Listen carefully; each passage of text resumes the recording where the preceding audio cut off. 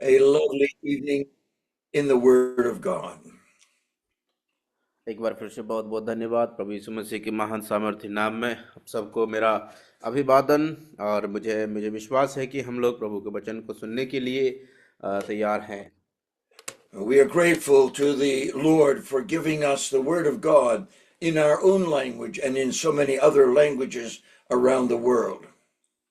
और एक बार फिर से परमेश्वर के धन्यवादी है कि प्रभु ने हमारी सहायता किया है कि हमको हमारी ही भाषाओं में जो प्रभु का वचन मिला, और साथ ही साथ संसार की अन्य भाषाओं में भी प्रभु का वचन आज उपलब्ध है।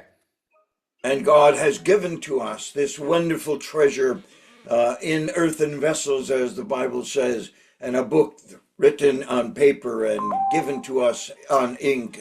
Then the Spirit of God has brought it to fruition, and we have the ministry of the Spirit every time we consider the Word of God, whether it's in memorization or whether it's in reading. The Spirit of God is in us to teach us and to take the things of Christ and show them unto us. और इसलिए ये बात भी हमारे लिए बड़ी सौभाग्य की बात है कि आज हम धरती पर जो एक ऐसे मिट्टी के पात्र हैं, और ऐसों को परमेश्वर के बड़े अनुग्रह से हमको उस परमेश्वर का जीवित वचन एक पेपर, अच्छा कागज पर छपा हुआ, जो इंक से लिखा हुआ वो वचन आज हमारे पास है। और उसको समझने के लिए, उसकी सच्चाई को, उसकी गहराई को, जो परमेश्वर हमारे जीवन से चाहते हैं, उस सबक को हमें सिखाने के लिए पवित्र आत्मा परमेश्वर ने दिया है, पहुंचाया है, ताकि हम उसके अनुसार अपने जीवन को बिता पाएं और उसको समझ करके परमेश्वर की महिमा का कारण ठहरे। And so we have been looking at the doctrine of salvation that is found in the Lord Jesus Christ, and our attention has been given to three different questions, which we have tried to answer in these, I think, 14 or 15 studies. और हम लोग जिस प्रकार से जो उद्धार के सिद्धांत में उसका अध्ययन कर रहे हैं, जिसमें अभी तक हम लोगों ने 14 अध्ययन पूरे कर चुके हैं। प्रभु ने जो हमारी सहायता किया है कि उन 3 सवालों का जवाब हम अभी तक खोज रहे हैं। And so we have looked at the first question, what happened when Adam sinned? And we have considered 5 or 6 aspects of the change that took place in the life of Adam and Eve, which has been now passed on to everybody who has been born in this world. और इस देखिए, हम लोग पहले सवाल के विषय में हम लोगों ने ये बात सीखी थी कि जब आदम और हव्वा ने पाप किया था, तो उनके जीवन में 6 तरीके से उनके जीवन में पाप करने के बाद परिवर्तन आया, और वही परिवर्तन फिर पीढ़ी दर पीढ़ी सब मनुष्य जातियों में फैल गया। And we have reminded ourselves that when Adam sinned, he was destitute and empty. His mind was darkened, and God drove him out of the Garden of Eden. And so God and man, in their fellowship and in their relationship, was terribly broken. और इसलिए हम देखते हैं कि जैसे उन्होंने पाप किया, उसके बाद में उसका पहला परिणाम उनको यही मिला था कि जो परमेश्वर और आदम और परमेश्वर के साथ में जो रिश्ता था वो टूट चुका था, और उसी रिश्ते को टूटने के कारण उनको आदम और हव्वा को उस अदन की वाटिका से बाहर निकाला जाना पड़ा। The second question that we looked at for a while was what happened when Christ died. And in John 19:30, the Lord Jesus hanging on the cross said, "It is finished." And we looked at the many aspects of the work of the Lord Jesus Christ, providing salvation for man only through the faith in the Lord Jesus Christ.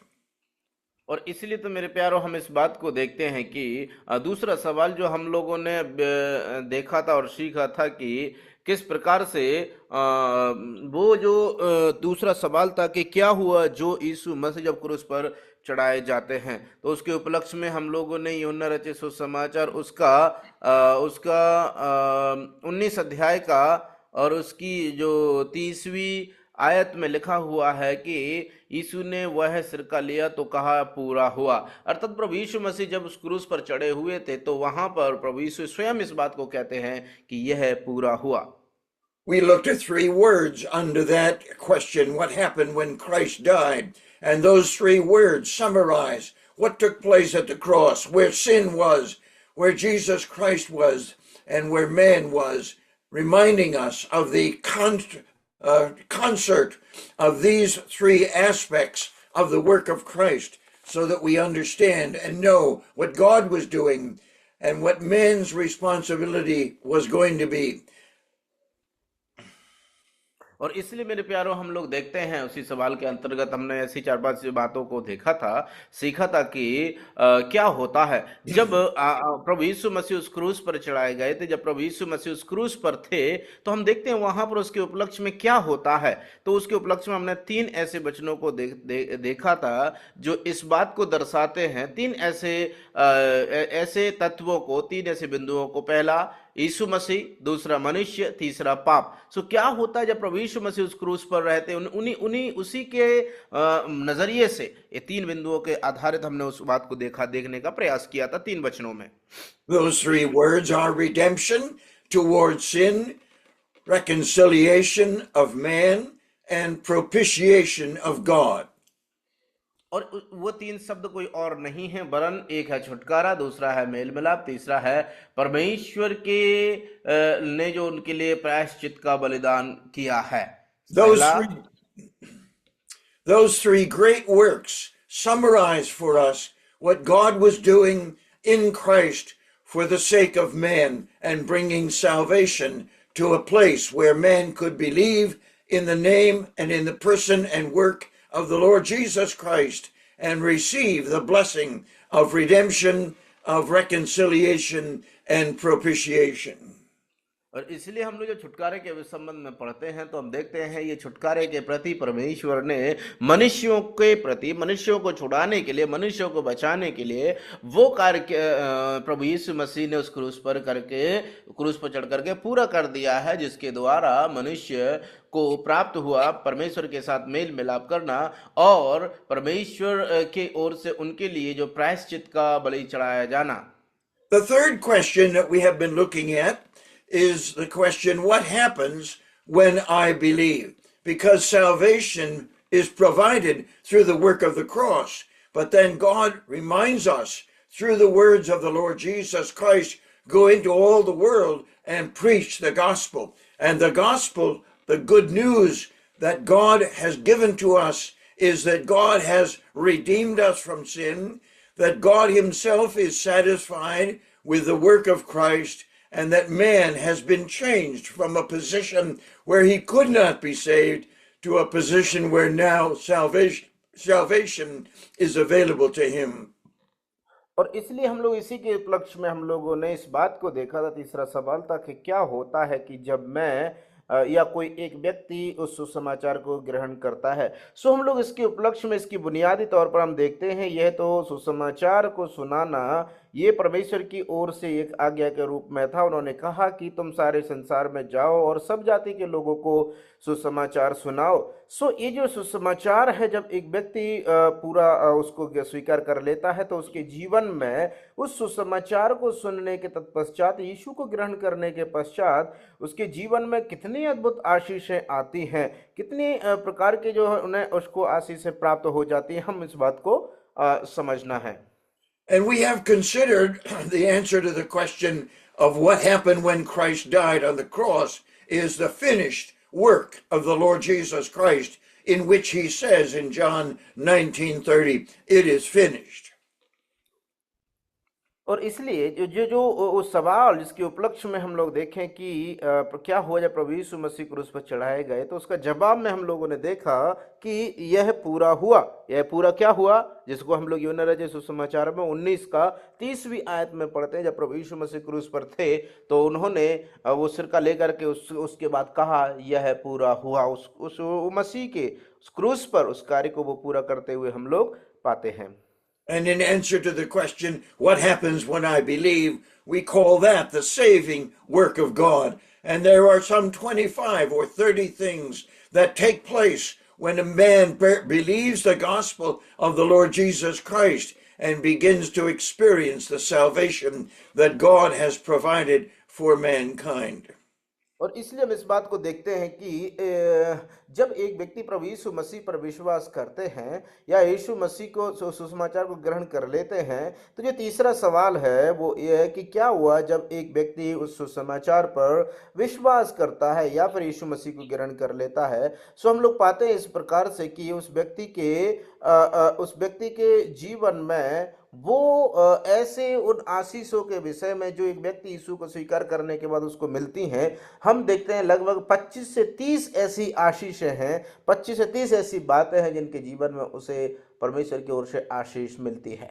And so someone might ask, why do you have so many studies on the doctrine of salvation? And there are three important reasons why we must know and understand the doctrine of salvation. और इसलिए मेरे प्यारो, इसलिए हमारे हमारे सामने इस प्रकार के एक सवाल भी उठते हैं कि क्यों आखिर इतनी ज्यादा महत्व रखती है उद्धार का सिद्धांत या फिर उद्धार की शिक्षा। A clear understanding and knowledge of the doctrine of salvation is necessary for the three purposes of the church. The first purpose, of course, is worship of God, as we understand our responsibility to bring worship and adoration and thanksgiving to God in our worship. We need to know the doctrine of salvation so that our worship is right, is adequate, and is an expression of a heart that overflows with the blessing of our salvation. और इसलिए जो है ये उनकी बात हम इसलिए कर रहे हैं कि एक व्यक्ति के जीवन में ये उद्धार का सिद्धांत इसलिए मूल्य रखता है, तीन तरीके से यह कलीसिया के लिए लाभकारी और उपयोगी होता है। और उनमें से पहला है आराधना। आराधना ये वो प्रक्रिया होती है जहां पर एक व्यक्ति, एक आराधक उस परमेश्वर के सन्मुख आता है और वो उस परमेश्वर एक ऐसे स्थान में आकर के उस परमेश्वर को जो आराधना भेंट करता है या आराधना करता है, चढ़ाता है, तो वो उसके लिए सक्षम, संपूर्ण रीति से उसको सिद्ध और ग्रहण योग्य होती है। The second purpose of the church is the fellowship of believers, and that is why the church gathers. And we need to know and understand our salvation so that our fellowship with each other is centered on the Word of God and the great work of salvation that God accomplished when I believed in the Lord Jesus Christ. और इसलिए दूसरा कारण यह है कि जो उद्धार पाए हुए लोगों का पहली तो आराधना है, दूसरा है संगति रखना। देखिए, संगति रखना ये भी बहुत बड़ी आशीष का एक कारण बनती है, एक बहुत बड़ी एक उद्धार पाए हुए व्यक्ति की, क्योंकि ये जो हमारी संगति है या फिर इकट्ठा होना है वो मनुष्यों की ओर से या उनकी इच्छा के अनुसार नहीं और उनकी मनसा के अनुसार नहीं, वरन ये परमेश्वर की ओर से उन अपने परमेश्वर की महिमा करने के लिए इकट्ठे होना, एक दूसरे के साथ संगति रखना, यह उद्धार के बाद में अर्थात यीशु मसीह को स्वीकार करने के बाद में यह संभव हो पाता है, जहां पर हम यह इस बात की घोषणा करते हैं कि हम उस परमेश्वर ने हमें अलग किया है, छुटकारा हमें दे दिया है। And so worship is what God gets from the church. Fellowship is what we get from the church. And the third purpose of the church is evangelism. And we need to understand the gospel of salvation if we are going to share and present the gospel to people around us who do not know Jesus Christ as their Savior. और इसलिए मेरे प्यारो, हमको ये बात को भी समझना बहुत जरूरी है कि जो दो बातें अभी तक हम लोगों ने देखी, पहली आराधना कलीसिया की ओर से, जो आराधना किससे ताल्लुकात रखती है? परमेश्वर से। उसके बाद में जो दूसरा कारण है वो है संगति रखना। संगति रखना किससे ताल्लुक रखता है? एक दूसरे से, भाइयों से, है ना, आपस में एक दूसरे के साथ वो ताल्लुकात रखता है। और तीसरी बात है वो है इवेंजलाइजेशन, अर्थात सुसमाचार प्रचार की सेवकाई करना। तो ये बहुत ही जरूरी है उन उद्धार पाए हुए लोगों को, या फिर ये कलीसिया की ये जिम्मेदारी होती है कि उद्धार पाए हुए लोगों के अंदर ये वो तीन प्रमुख बातों को वो भली भांति समझ पाए। You may wonder why I repeat and summarize what we've already studied, because there are likely some people who have come along to listen to our study who haven't heard it before. And so this is an important doctrine for worship, for fellowship, and for evangelism. And so I would ask you to take notes as we again look at some of the wonderful aspects of what happens when we believe the gospel of the Lord Jesus Christ. और इसी के उपलक्ष्य में हम ये बात को आप लोग ऐसा आश्चर्य कर रहे होंगे कि आखिर मैं उन्हीं बातों को जिनको हम पहले ही अध्ययन कर चुके हैं आखिर क्यों दोहरा रहा हूं। तो उसका कारण यह है कि क्योंकि जब हमने इस अध्ययन को आरंभ किया था तब ऐसे कुछ लोग थे जो उस समय में नहीं थे, लेकिन अब वो आ रहे हैं या फिर अब वो जुड़ रहे हैं, इसलिए उनके लिए ये बताना जरूरी है या फिर क्या अध्ययन कर रहे हैं, किस लिए उपलक्ष्य में अध्ययन कर रहे हैं, वो बातों को समझने के लिए ही इसमें जो है इस प्रकार से हम ये उसको दोहराया जा रहा है।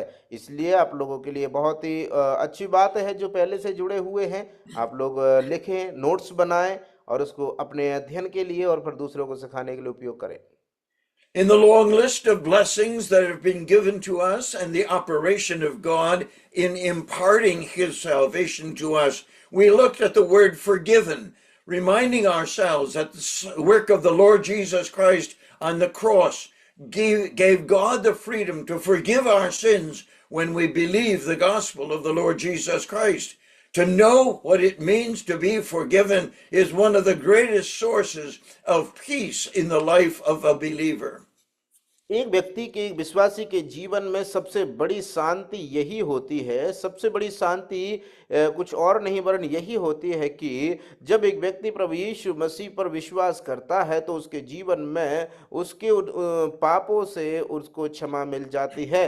जो पापों से क्षमा करने का अधिकार हमारे प्रभु यीशु मसीह को परमेश्वर पिता ने इस दुनिया में दुनिया में पापों का अपराध क्षमा करने के लिए भी उन्हें यह अधिकार दिया था। इसलिए हम जो यीशु मसीह पर विश्वास करते हैं और पापों की क्षमा पाते हैं तो हमारे जीवन में वो उद्धार की ये उन आशीषों में से एक है।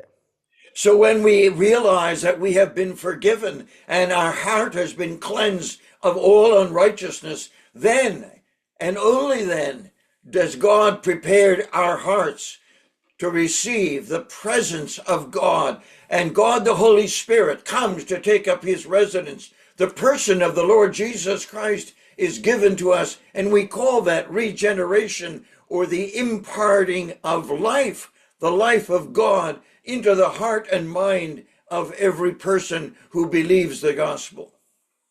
और इसलिए मेरे प्यारों भाइयों और बहनों, जो भी व्यक्ति प्रभु यीशु मसीह को के उस सुसमाचार को ग्रहण करता है या फिर स्वीकारता है, सो उसके जीवन में ये आशीषों को हम लोग पाते हुए हम लोग देखते हैं कि उसे जो है इन आशीषों से परमेश्वर की ओर से मिलने वाली वो आशीषें हैं जो उन्हें उसे प्राप्त हो जाती हैं। और वो व्यक्ति जो उसको तक सुसमाचार ले जाता है, उसके बाद जो व्यक्ति उसे ग्रहण कर लेता है।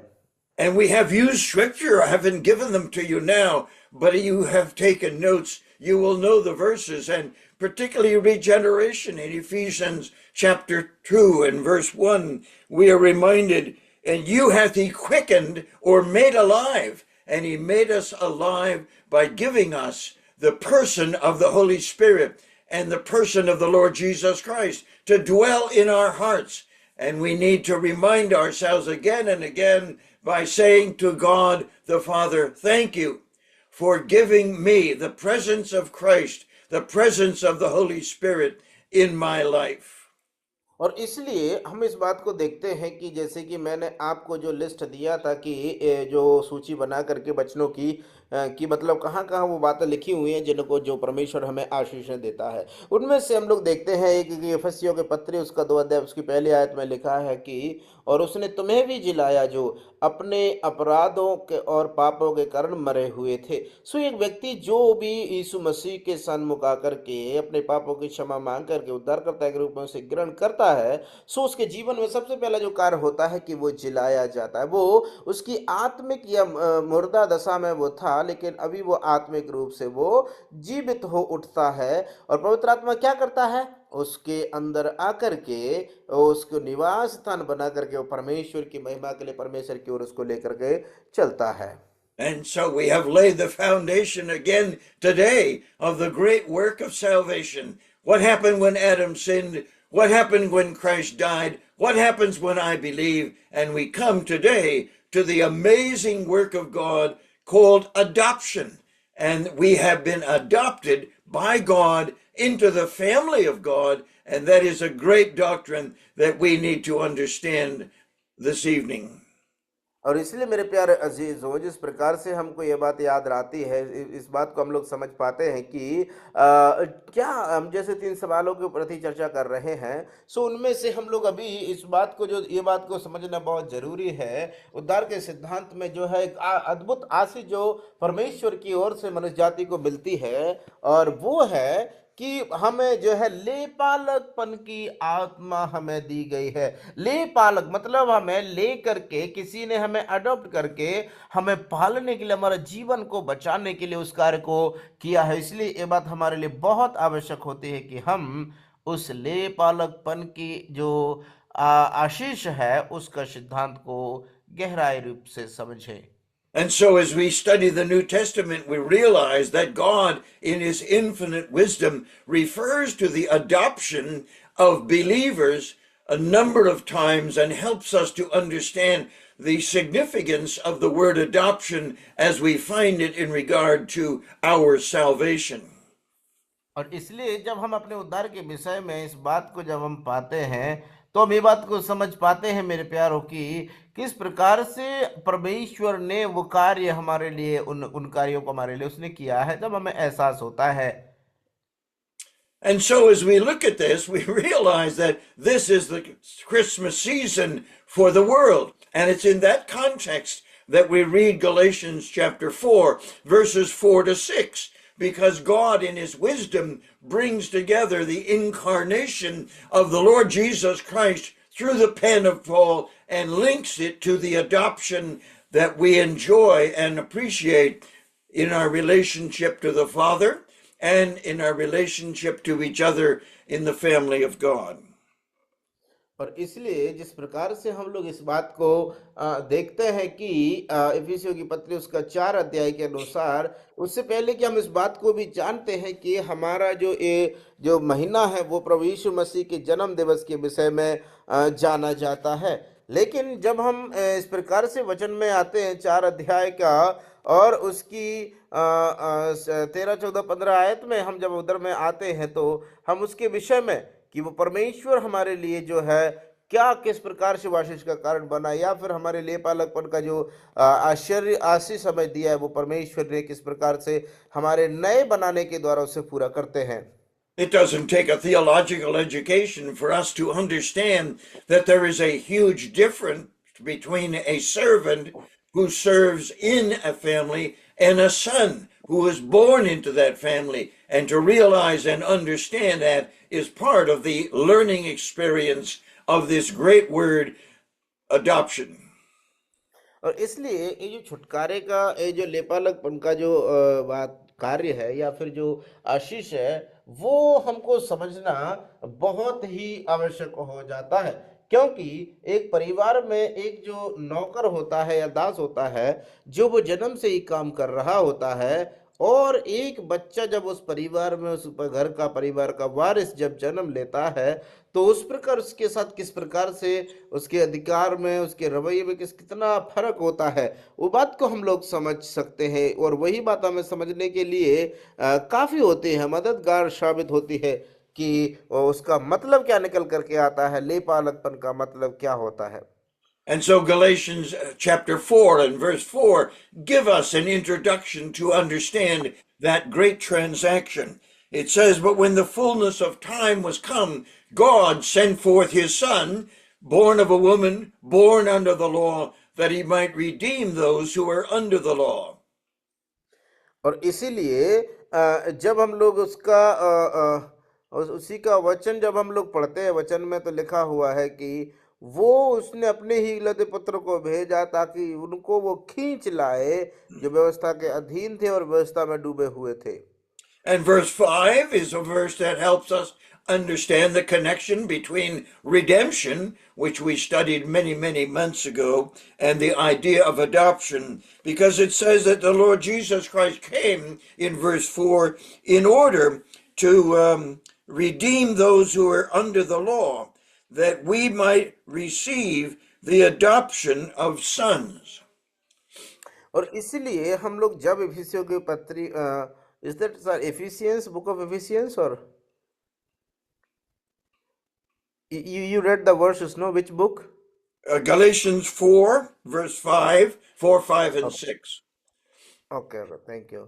और जिस प्रकार से हम लोग जब गलतियों की पत्री उसका 4 अध्याय और उसकी 4 अध्याय की चौथी और पांचवी आयत को जब हम पढ़ते हैं तो जहां पर लिखा हुआ, परंतु जब समय पूरा हुआ तो परमेश्वर ने अपने पुत्र को भेजा कि जो स्त्री से जन्मा और व्यवस्था के अधीन उत्पन्न हुआ। Did you read all of those 3 verses? No no, just I will read that. वैसे ही हम भी जब बालक थे तो संसार की आधे शिक्षा के वश में होकर दास बने हुए थे। So also when we were children we were enslaved to the elemental principle of the world. परंतु जब समय पूरा हुआ तो उस परमेश्वर ने अपने पुत्र को भेजा कि स्त्री से जन्म व्यवस्था के अधीन उत्पन्न हुआ। But when the fullness of time had come, God sent out his son, born of a woman, born under the law, verse 5, ताकि व्यवस्था के अधीनों को मोल लेकर छुड़ा ले और हमको ले पालक होने का पद मिले। He did this to redeem those under the law, so that we might receive adoption as sons। Verse 6. और छठवीं आयत, और तुम जो पुत्र हो इसलिए परमेश्वर ने अपने पुत्र के आत्मा को जो हे अब्बा हे पिता कहकर पुकारता है हमारे हृदय में भेजा है। And because you are sons God has sent the spirit of his son into our hearts who calls out अब्बा father. And so we understand from these verses the amazing transaction taken by God to bring us from a place where we were servants in a house to sons in a house. And that distinction is a very, very important one for us to understand, to appreciate, and to rejoice in God's provision of that intimate relationship that we have been given in the family of God, able to say to God the Father, Abba, Father, or Father, Father.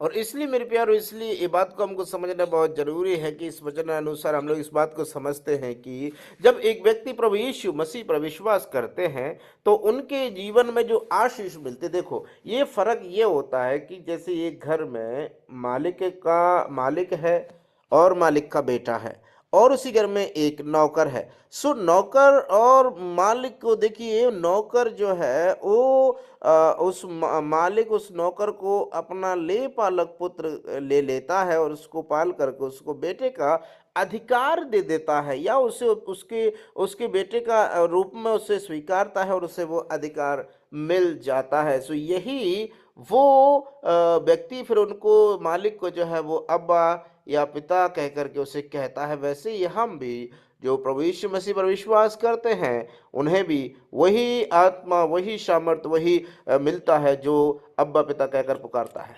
In Galatians and Ephesians chapter 1 and verse 7, verse 5 helps us again to understand this, having predestinated us unto the adoption of children by Jesus Christ to himself.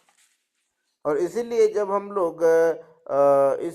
लोग वचन में पांचवी आयत में पढ़ते हैं कि इफिसियों की पत्री उसका 1-4-5 में पढ़ते हैं तो जहाँ पर लिखा है, जैसा उसने हमें जगत की उत्पत्ति से पहले उसमें चुन लिया कि हम उसकी दृष्टि पवित्र और निर्दोष हों, और प्रेम में उसने अपनी इच्छा अनुसार भले अभिप्राय के अनुसार हमें अपने लिए पहले से ठहराया कि यीशु मसीह के द्वारा हम उसके ले पालक पुत्र हों। सो ये पहले से ही ठहराया गया है।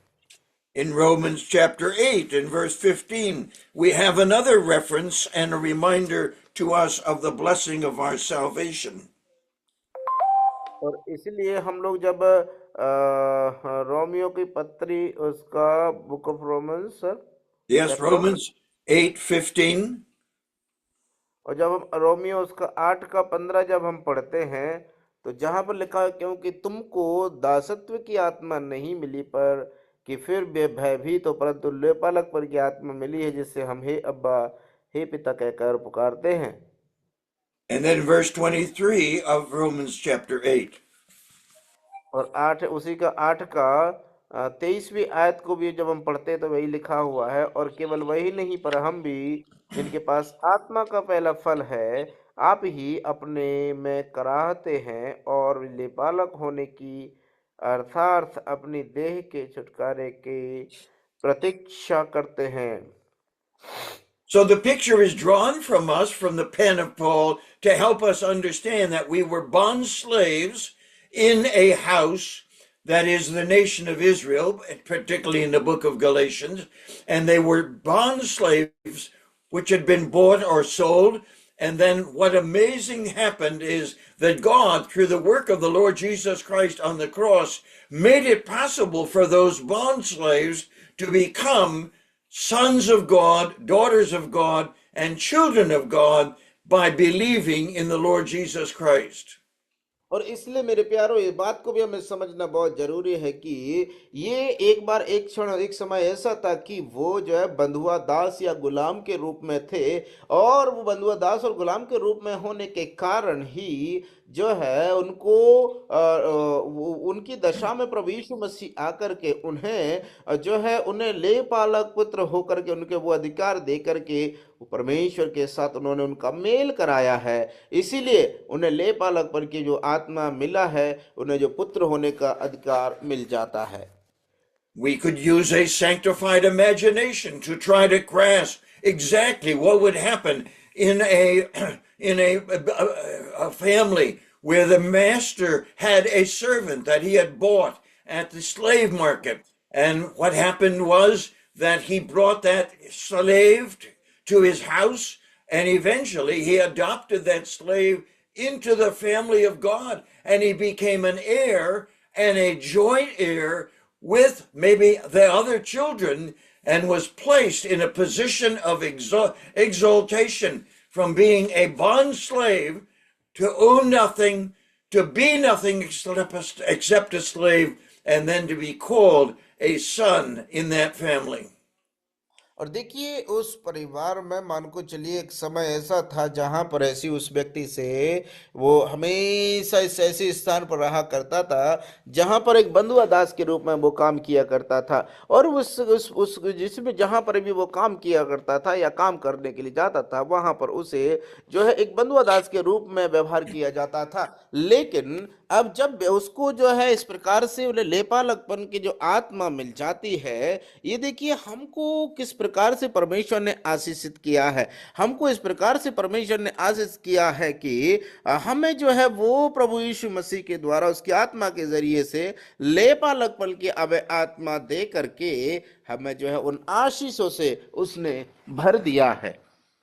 And so we are reminded as we read these verses in Romans and Galatians and Ephesians to that great work of God to take us when we were bond slaves of sin, slaves to the world, slaves to ourselves, and our faith in the Lord Jesus Christ is presented as a wonderful opportunity and privilege to be transformed by God the Father himself into sons. And we begin to now refer to that Father not as Master, but as Father. And that glorious word Father becomes intimate, helps us with intimacy and relationship. और इसलिए बात को भी हमें समझना बहुत जरूरी है कि उस परमेश्वर पिता के साथ में हमारा जो घनिष्ठता का रिश्ता हो पाता है, तो वो जो एक समय ऐसा था कि हमारा जो हम एक दास के रूप में बदुआ के रूप में गुलामी में जीवन बिताया करते थे, और तब वहां पर हमारे हितैषी बन करके हमसे प्रेम करने वाले पिता ने अपने ही पुत्र को हमें छुड़ाने के लिए इस दुनिया में भेज दिया, और वो आकर के हमारे लिए ही उसने जो है उस जो छुटकारे के कार्य को पूरा करके हमें जो है परमेश्वर पिता के साथ मेल करा करके हमारे लिए ही उसने जो है उस परमेश्वर के पुत्र के रूप में उस घर में प्रवेश करने और वो अधिकार हमें दिलाने के लिए परमेश्वर ने स्वयं प्रभु यीशु मसीह को इस दुनिया में भेज दिया, ताकि आज हमारे लिए जो अद्भुत आशीष जो छुटकारे की और जो हमें मिली है लेपालकपन की, कि हमको उस पिता के सामने से पिता के रूप में हमें बेटा और बेटी का अधिकार हमें मिल जाता है, वो भी यीशु मसीह के उस क्रूस पर कार्य को पूरा करने के द्वारा। And so it's important that we make a distinction between a bond slave and a son. because Paul in Romans and other portions of the Word of God explains to us that we were bond slaves. We were in bondage to the world, to the flesh, perhaps even to the devil. And that bondslave controlled every aspect of our being, our heart, our mind, our emotion, our will, all was enslaved, and we had no possessions. We had no opportunity to do our own things. We were in bondage to that which controlled every aspect of our being.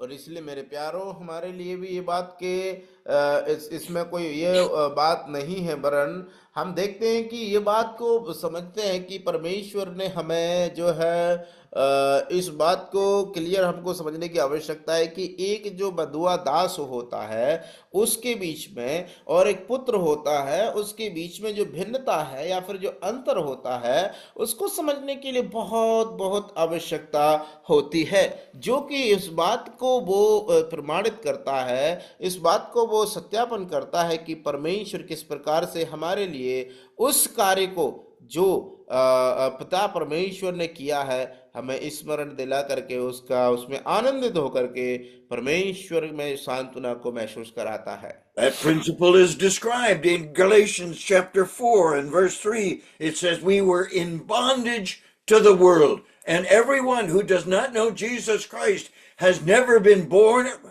from above, has never received Jesus Christ as their Savior. They are bond slaves to the world around them. They are bond slaves to the flesh within them, and they may be in bondage to the devil, the prince of the power of the air. और इसलिए मेरे प्यारो जो व्यक्ति यीशु मसीह पर विश्वास करते हैं तो वहां पर गलतियों के पत्री 3 का उसमें 7 में लिखा हुआ है कि इसलिए अब तू दास नहीं परंतु पुत्र है, और जब पुत्र हुआ तो परमेश्वर के द्वारा वारिस भी हुआ। लेकिन हम देखते हैं कि जो व्यक्ति दास है वो दास जो है परमेश्वर की ओर से उसको कोई भी ये उसकी संपत्ति में से उसका वो कभी भी वारिस नहीं हो सकता है ना, और उसका जो वारिस वो कदापि नहीं बन सकता, वरन हम में से भी देखिए दास का स्वरूप में वचन में हम पढ़ते हैं तो लिखा हुआ है कि पहले तुम भी जो है संसार की रीति पर, इस संसार के अधिकार हाकिम अर्थात उस शैतान के अधीन में रह करके उस आत्मा के चलाए चलते थे जो आज भी आज्ञा ना मानने वालों में कार्य करता है। पहले हम लोग संसारिक रूप से शरीर की अभिलाषाओं को पूरा करने के लिए और आंतरिक रूप से हमारे जो उन अभिलाषाओं को पूरा करने के लिए दिन बिताया करते थे, जो कि हमें परहैप्स हम मान के चलो कि हम लोग शैतान के गुलामी में जीवन बिता रहे थे। And so verse 4 then excuse me, the verse 4 in Galatians 4 reminds us that the fullness of time came when the Lord Jesus Christ would be born as a baby as we celebrate at Christmas. But it was a plan that God had ordained before the foundation of the world. When God looked down and knew that Adam was going to sin and bring judgment and sin into every person born into this world, he said, we need to make a plan for salvation. And so the plan of regeneration, of justification and forgiveness and adoption was a part of God's plan of salvation for mankind. और इसलिए जिस प्रकार से हम लोग वचन को पढ़ते हैं गलतियों पत्री 4 का 4 में जहां पर लिखा हुआ है परंतु जब समय पूरा हुआ, देखिए जो समय की बात कही गई है ये बात को हमको समझना बहुत जरूरी है। ये तो परमेश्वर की ओर से संसार की सृष्टि के पहले से ही ये बात को कहा गया था और ये प्रभु यीशु मसीह के विषय में यह योजना बन चुकी थी कि किस प्रकार से वो परमेश्वर अपने पुत्र को भेजेगा जो स्त्री से जन्मेगा, व्यवस्था के अधीन उत्पन्न होगा। सो ये सारी बातें पहले से ही परमेश्वर ने तैयार कर लिया था, और जैसे उसने अपने पुत्र को इस दुनिया में भेजा तब परमेश्वर ने यही कहा इस समय उचित आ गया है, अब जो है इनको जो उन लोगों का उद्धार के लिए उस कार्य को पूरा किया जाए जिसके द्वारा हमें छुटकारा मिले, जिसके द्वारा हमारा मेल मिलाप हो, जिसके द्वारा हमें लेपालकपन का जो अधिकार और लेपालकपन की आत्मा हमें मिल जाए।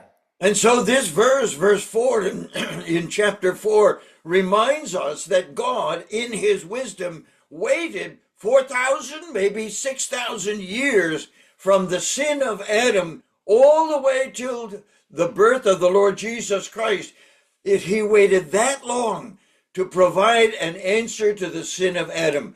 We are not told by God why, but we told by this verse that God waited in his wisdom until a certain time when Jesus Christ would be born of a woman, born under the law in the Jewish economy, and of a Jewish mother, to bring salvation and adoption to those who believe the gospel.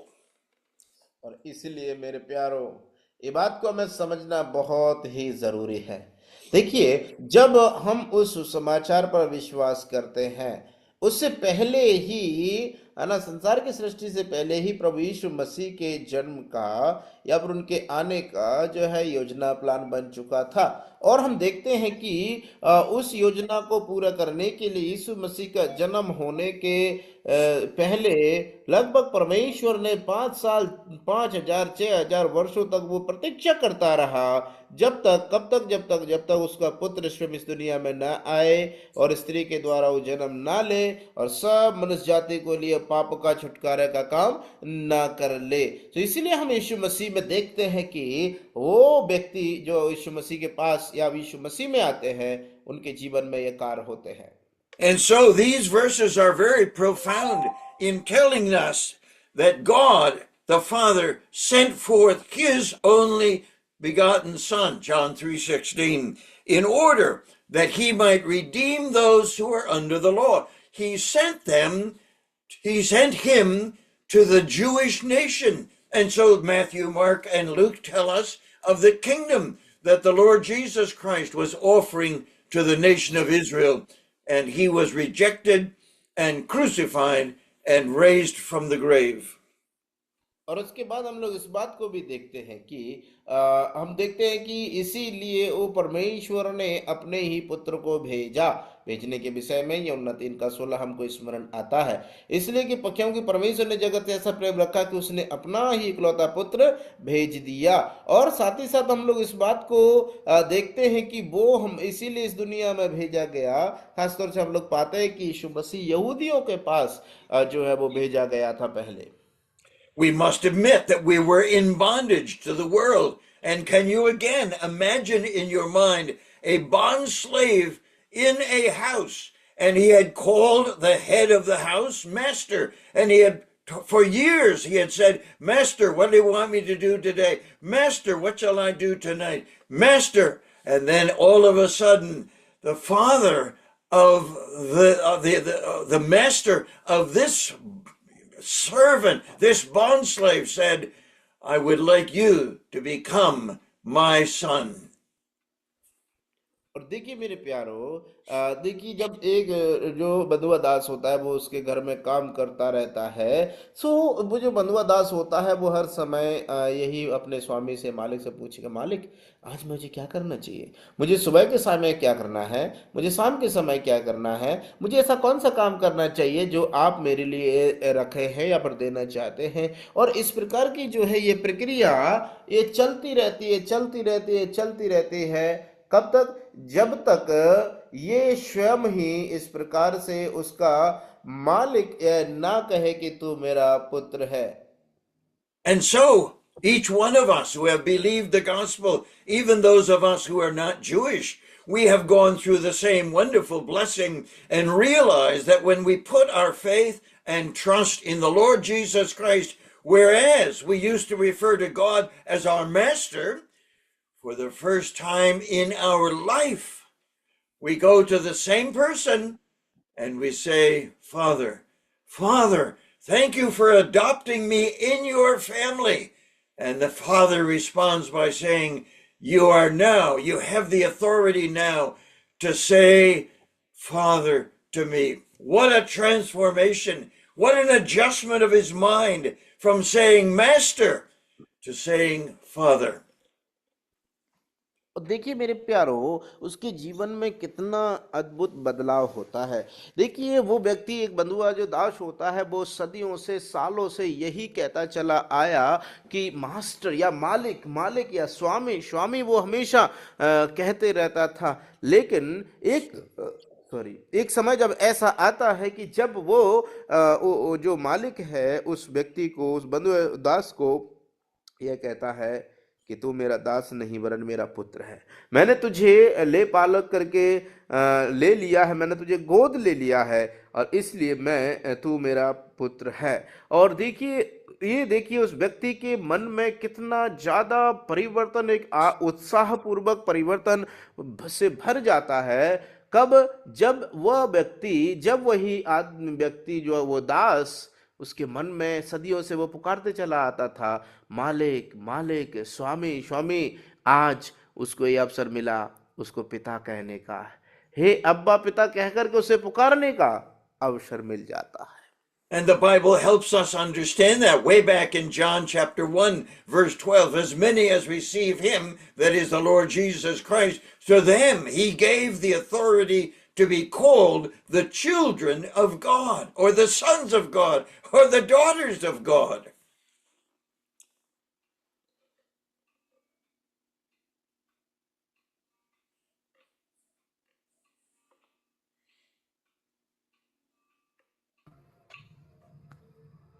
और इसलिए हम लोग जब देखते हैं प्रभु के वचन में, जब हम लोग इस प्रकार से पढ़ते हैं कि देखिए वो ये बात हमें समझने के लिए मदद करता है, जहां पर हम लोग जब यूहन्ना रचित सुसमाचार उसका 1 अध्याय और उसकी 12वीं आयत में जब हम पढ़ते हैं, जहां पर उसने इस प्रकार से लिखा हुआ है कि जितनों ने उसे ग्रहण किया उसने उन्हें परमेश्वर की संतान होने का अधिकार दिया। जितनों ने उसे ग्रहण किया, ये उसे कौन है? वो कोई और नहीं वरन प्रभु यीशु मसीह है। सो जो भी यीशु मसीह को ग्रहण करते हैं, परमेश्वर की ओर से उन्हें पुत्र होने का अधिकार मिल जाता है। And so what does God do in reference to this transformation from this person being a bondslave of the world into a son of the Father? And that is what we have already covered, and that is why we spent a whole study on the word regeneration. What does God do? It's given to us in verse 6. और इसलिए देखिए वो हमारा जो पुनर्जन्म होना, वो इसका मतलब क्या निकल करके आता है, और ये कोई और नहीं जिसको हम वचन 6वीं आयत में पाते हैं। And so verse 6 tells us that as a result of our faith in the Lord Jesus Christ, the adoption has taken place. We are now have a relationship with this man who has been our master, and now he is our father. But what does God do? He sends the Spirit of his Son, the Spirit of God, into our hearts, and he gives us the life of God, and we call it regeneration. और इसलिए मेरे प्यारो, हम लोग जब वचन 6 में आते हैं तो वहां पर हम लोग पढ़ते हैं कि देखिए उसको जो है लेपालक पुत्र होने का अधिकार मिलता है। सो लेपालक पुत्र होने का अधिकार कैसे मिलता है?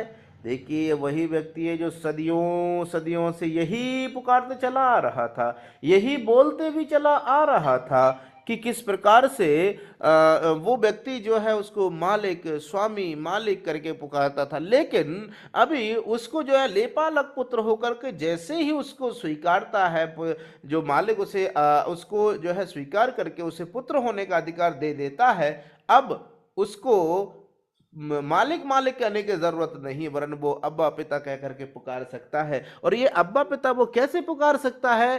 क्योंकि उसमें लिखा हुआ, वचन में 7वीं आयत में लिखा हुआ है कि वो उसने अपने ही पुत्र की आत्मा उसके अंदर डाल दी है, उसको दे दी है, जिसके द्वारा वो हमारे अंदर उसकी आत्मा रह करके हे अब्बा, हे पिता कहकर पुकारते हैं। That is why we had a whole study on regeneration, and we looked at 1 John chapter 5 and verse 14. He that has the Son has life. He that doesn't have the Son doesn't have life. And so the Son of God, he sent forth his Son to take up his residence in us, because the evidence of sonship is the presence of the life of the Father in the individual. और इसीलिए हम लोग इस प्रकार से वचन को पढ़ते हैं कि वो उसने जो है हमारे अंदर उसका वचन को डाला है ना, उसकी जो आत्मा है उसने हमारे अंदर डाला है और उसके द्वारा हमें यह अधिकार मिला है। सो यही हमारा जो है उसका प्रमाण मिल जाता है, या वचन का यह प्रमाण सबूत मिलता है कि हम को यह उसकी ओर से अधिकार के रूप में मिला है। For many who trust the Lord Jesus Christ as their Savior, it takes a long time to understand that they're no longer relating to God as a master, but to God as their Father. And his life is changed in so many dramatic ways that we can appreciate the adoption that we have experienced because of our faith in the Lord Jesus Christ.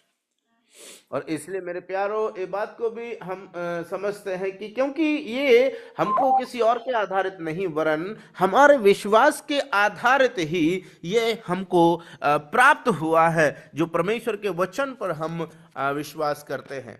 And so as we receive the Lord Jesus Christ as our Savior, we receive the life of God. But then what else happens? Well, if you were to be able to go to a ranch or to a farm that belonged to a Jewish man and he had servants, the servants were living in the servant's house. They were living in a place with other servants. And so it was with us. Before we trusted Jesus Christ as our Savior, we were living in the world. We were living in the flesh. We were living in bondage to those things that were opposed to the master of the house.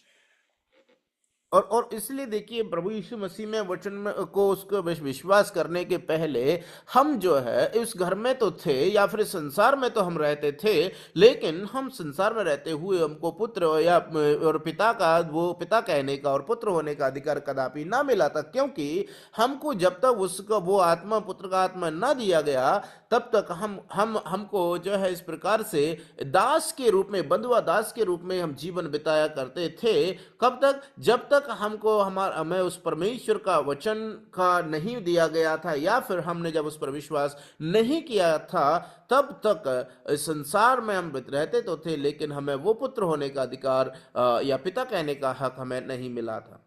And so the Lord Jesus Christ came into this world where these servants were all living, serving the world, serving the flesh, maybe serving the devil, and he invites them to be saved and to receive him, the Lord Jesus Christ, as their Savior. And he would say, when you trust Jesus, when you trust me as your Savior, you will join me in the family house and we will sit at the Master's table. No, at the Father's table. And we will have fellowship with all the others who will sit at the Lord's table and worship the Lord Jesus Christ. और इसलिए मेरे प्यारो देखिए कितनी अद्भुत बात यहाँ पर घटित होती है कि जैसे ही हर एक समय ऐसा था तब हमको जो है कोई भी अधिकार या कोई भी हमारा औचित्य नहीं बनता था कि हम पिता के साथ में रह करके, पिता के सन्मुख रह करके, उसके सन्मुख रहने से जो है हम उसके साथ सहभागिता रख पाए। लेकिन ये तो उस क्षण हो जाता है, उस क्षण बड़े आनंद की बात हमारे लिए हो जाती है कि जब पिता ने अपने ही पुत्र को इस दुनिया में भेज करके हमें उसकी आत्मा दे करके हमें उसके पुत्र होने का अधिकार दिया, जिसका साथ साथ हमें पिता कहने का हक, और साथ ही साथ जहां पिता बैठते हैं वो मालिक, जैसे मालिक और दास और जो स्वामी होते हैं, दास को स्वामी के घर में बैठ करके उनके मेज के में बैठ करके सहभागी होने का अधिकार नहीं मिलता है। लेकिन नहीं, ऐसा नहीं है, हमें उस पिता को द्वारा उसको जो अधिकार हमें मिला है पिता के उस मेज में शामिल होकर के जो भोजन करने का, और साथ ही साथ जो उसकी मेज में बैठते उन सब के साथ सहभागिता रखने का जो अधिकार हमको मिला है, यह उस लेपालकपन की आत्मा के द्वारा हुआ है। And so what an amazing thing that he would leave this quarters where the servants were living and where they ate and where they slept, and this man who was now a child of the God, a child of the Father, he's moved into the big house, into the Master's house, into the Father's house, and he becomes a participant in all the blessings of that big house, all of the glorious food, all of the luxurious appointments of that house become his place because he's been adopted into the family of the Father. और इसलिए मेरे प्यारों ये बात को भी हमें समझना बहुत जरूरी है कि उस अवस्था से उस व्यक्ति की एक अवस्था कैसे परिवर्तित हो जाती, कैसे बदल जाती है। हम इस बात को देखें तो हम लोग पाते हैं कि देखिए वो जो दास था पहले एक ऐसे घर में, एक ऐसे स्थान में रहा करता था जहां पर पुत्र नहीं सोते, एक ऐसी जगह पर सोया करता था जो बहुत ही ज्यादा अच्छी नहीं थी, एक ऐसे स्थान पर जहां पर उतनी ज्यादा सुख सुविधाएं नहीं थी, एक ऐसे स्थान को। लेकिन लेकिन जब उस घर में जो उसका जो पिता है उस घर का, उसे जब जैसे ही स्वीकारता है या फिर उसे ले पालक करके, उसे गोद लेकर के उसे पालता है और उसे पुत्र होने का अधिकार देता है, तो वो जो पहले जो खाता था, ऐसी अवस्था में जहां पर वो रहता था, ऐसी अवस्था में जहां पर वो सोता था, वो पूरा बदल करके ओ उस घर के उसके ऐसी कोई भी चीज नहीं है उस पिता के घर में जो जिसमें उस पुत्र का, उस बेटे का अधिकार ना रह गया हो। सो उसको सारी असीमित आशीष है उसे उस पुत्र के रूप में पिता के घर में उसे प्राप्त होती हैं और उसको हर एक चीज में उसका अधिकार, हक हो जाता है और उसे हर एक आशीषों में सहभागिता पिता के घर में मिल जाती है। And so Paul says in verse 4, he was made of a woman. That's the incarnation. That's the birth of the Lord Jesus Christ in what we call Christmas. What a wonderful thing to realize that the Lord Jesus Christ took a hold, not of the nature of angels, but of the nature of Abraham and in the family of Abraham. And he came as a Jewish man. That's what it says in the next line, that he was born under the law. और इसीलिए तो हम लोग इस बात को पाते हैं कि वो जो है स्त्री के द्वारा पैदा हुई। स्त्री के द्वारा पैदा होने का मतलब यह है कि वो उसी प्रतिज्ञा के अनुसार जिसके विषय में वो बात की गई थी वो पूरी होती है। और वो स्त्री के द्वारा अर्थात उसका जो है इस दुनिया में अवतार लेना है ना, मनुष्य के रूप में अवतार लेना स्त्री से जन्मने का मतलब है। और उसके बाद हम लोग पाते हैं कि उसने अवतार लेकर के इस दुनिया में वो आया और व्यवस्था के अधीन जो भी इस संसार में लोगों के, मनुष्यों के बीच में जो व्यवस्था थी उसके अनुरूप, उसके अधीन में वो पैदा हुआ। ये उसके अवतार को दर्शाता है। Because these verses are in the book of Galatians, we understand that Paul is writing to Jewish people, and you may not be a Jewish person, but it's still true that we lived in bondage to the world, in bondage to the flesh, and perhaps in bondage to Satan, and we lived there comfortably, and we lived in obedience and submission to these enemies of God, and we found ourselves looking at the need for life through Jesus Christ, for forgiveness through Jesus Christ, and for adoption through Jesus Christ. और इसलिए मेरे प्यारो, जब ऐसी अवस्था थी हमारे, जो पहले हम इस संसार में, संसार के अनुरूप, संसार की रीति पर, शरीर के अनुसार, शरीर की भावनाओं के अनुसार, उन्हीं की खुशियों में और संसारिक अभिलाषाओं में, शारीरिक अभिलाषाओं में जीवन बिताया करते थे और उसी के अनुसार जीवन में चला करते थे। लेकिन जब हमें उससे निकल करके पिता के पुत्र के द्वारा जब हमें वो क्षमा प्राप्त हो जाती है या फिर परमेश्वर की ओर से हमें वो आशीष मिल जाती है, तो हमें छुटकारा मिलता है, संसार की उस व्यवस्था के अधीन से हम आजाद हो जाते हैं और अभी हमें वो पूरी स्वतंत्रता उसमें प्रभु यीशु मसीह में हमें प्राप्त हो जाती है। सो इस तरह से वो जो है हमें ले पाल करके, अर्थात वो पुत्र पिता हमें जो ले करके पाल अर्थात गोदी ले करके हमें पुत्र का अधिकार देता है और उन आशीषों का वारिस बनाता है।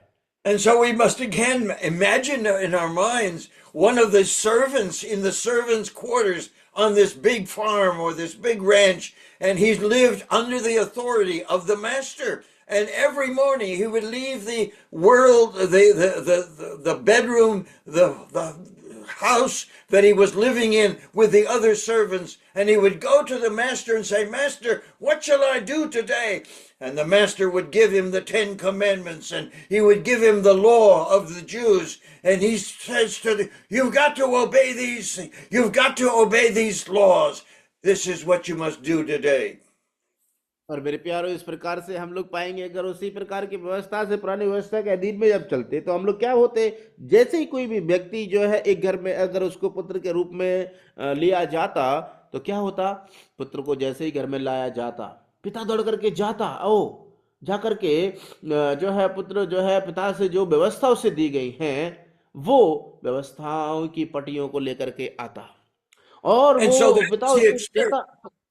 पिता उससे कहता कि बेटा, तुझे ये इस प्रकार से जो ये व्यवस्था, ये नियम है जो मेरे घर के हैं, उनका पूरी तरह से परिपालन करना होगा और इन्हीं के अनुसार चलना होगा। इस प्रकार से एक पिता उससे कहता। And so that transformation takes place when that slave is adopted into the family by faith in the Lord Jesus Christ. We have been taken out of the slave market, out of the slave house, and we've been brought into the Father's house. And rather than saying, Master, what will you want me to do today? You remember the words of the Lord Jesus that says, I do always those things that please the Father.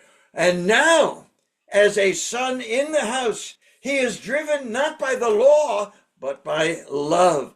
And my love for my Father brings me to the place of doing what pleases the Father and enjoy the fellowship of other sons and daughters in the house, pleasing the Father and enjoying fellowship with the Father.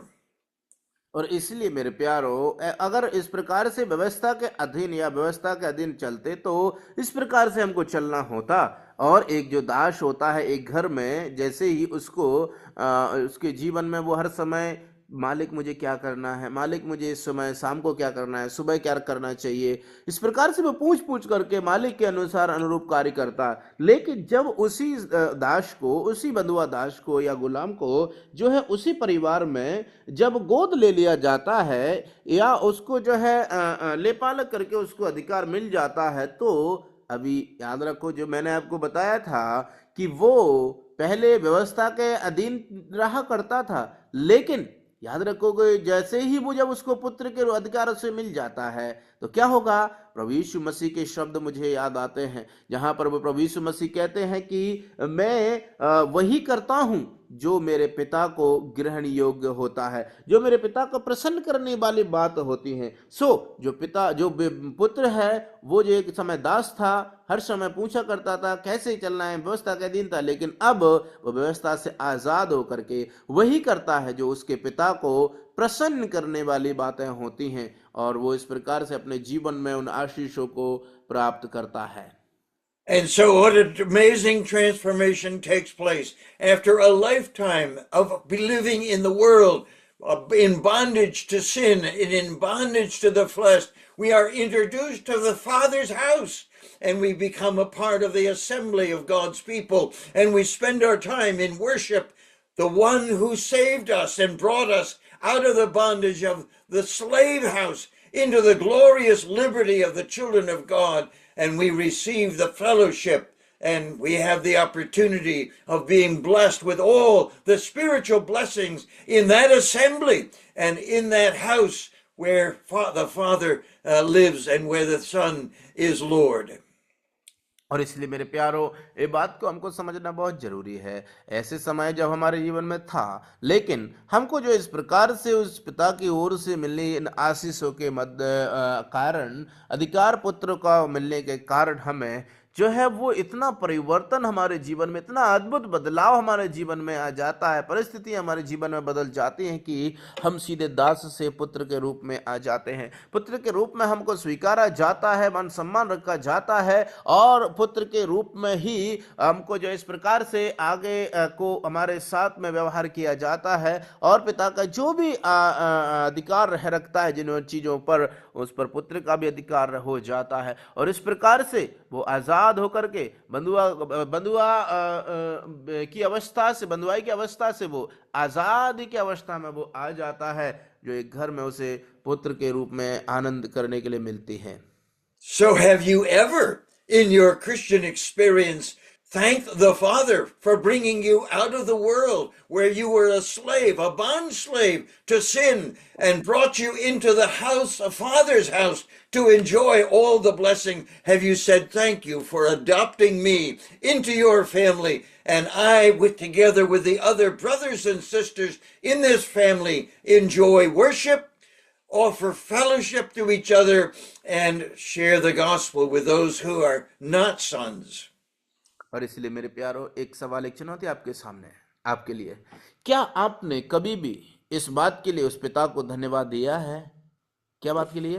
कि हे पिता, आपका धन्यवाद कि आपने मुझे अपने घर में अपने घर में एक पुत्र के रूप में स्वीकारा है। मैं एक ऐसे संसार में जीवन बिता रहा था, मैं एक ऐसी अवस्था में जीवन बिता रहा था, संसार में जीवन बिता रहा था एक दास के गुलाम के रूप में, लेकिन आपने मुझे उस संसार में से निकाल करके अपने पुत्र के राज्य में प्रवेश करा करके मुझे पुत्र का अधिकार दे दिया है। ओ प्रभु, मैं आपको दिल से धन्यवाद देता हूं। आपने मुझे गोद लेकर के लेपालक पुत्र होने का हक दे दिया, अधिकार दे दिया, इसलिए मैं आपको कोटि कोटि धन्यवाद देता हूं।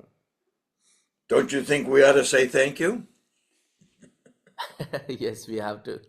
Father, we're blessed to be able to say that word, Father, when for years many of us have lived in the world, bond slaves, and we have referred you as the master, and we have been transformed from your being our master to your being our Father. प्रभु जी, हम आपको धन्यवाद देते हैं कि आज का दिन में आपने हमें इस प्रकार से एक बार फिर से याद दिलाया है कि हम जो है इस जीवन के लिए, जो हम एक समय ऐसा था कि हम दास के रूप में थे, हम गुलाम के रूप में थे, और हम आपको एक मालिक के रूप में या ये स्वामी के रूप में कहा करते थे, लेकिन प्रभु आज आपने हमें प्रभु यीशु मसीह के द्वारा हमें जो है पुत्र होने का, लेपालक पुत्र होने का अधिकार दे दिया, और हमें पिता, अब्बा पिता कहने का अधिकार दे दिया। इसलिए हम आपको धन्यवाद देते हैं। Thank you for sending your Spirit to live in me, to direct me in how I should address you as Father, how I can enjoy the blessings of the family of God, and how I can be thrilled to bow in worship and adoration of you as my Father after all these years. We give you thanks in the name of our Lord Jesus Christ. Amen.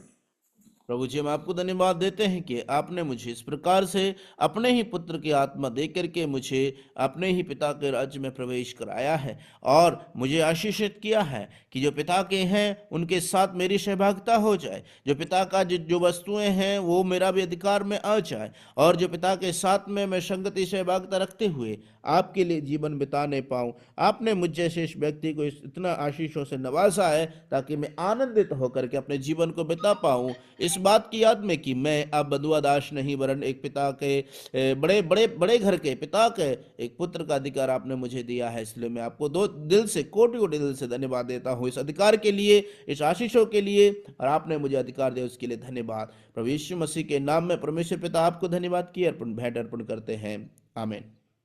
Think of